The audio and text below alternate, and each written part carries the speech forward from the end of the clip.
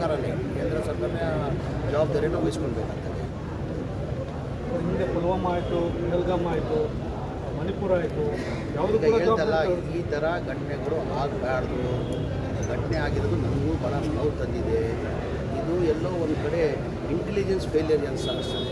ಯಾಕಂದರೆ ಒಂದು vehicle signal ನಂತರ ಆಗಿರೋದು ಘಟನೆ ಆಗಿರೋದು ಸಿಗ್ನಲ್ ಈ ಘಟನೆ ಆಗಬಾರ್ದಾಗಿತ್ತು ಅಂತ ನನಗೂ ಮನಸ್ಸು ಭಾಳ ನೋವಾಗಿದೆ. ಈಗ ಬೆಂಗಳೂರಲ್ಲಿ ಕೆಲವೊಂದು ಘಟನೆ ಆದಾಗ ಸರ್ಕಾರವನ್ನು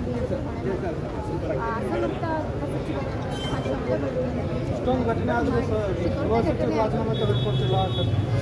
ಯಾರು ಅದು ಹೇಳ್ಬೇಕಾಗಿರೋದು? ಈಗ ಬಿ ಜೆ ಪಿಯವ್ರು ಸಣ್ಣ ವಿಚಾರಕ್ಕೂ ಇಷ್ಟೆಲ್ಲ ಮಾತಾಡ್ತಾರಲ್ಲ, ಈ ಬಿ ಜೆ ಪಿ ನಾಯಕರಿಗೆ ಕೇಳಬೇಕಿತ್ತು ಪ್ರಶ್ನೆ. ನೀವು ನನಗಿಲ್ಲ ಪ್ರಶ್ನೆ ಕೇಳಬೇಕಾಗಿರೋದು.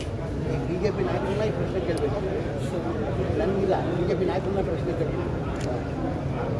ಹಿಂದೆ ಆಪರೇಷನ್ ಸಿಂಧೂರ ಮಾಡಿದ್ರು ಸಾಕಷ್ಟು ಇದು ನೋಡಿ ಸರ್, ಇಷ್ಟೇ ನಾನು ಹೇಳೋದು.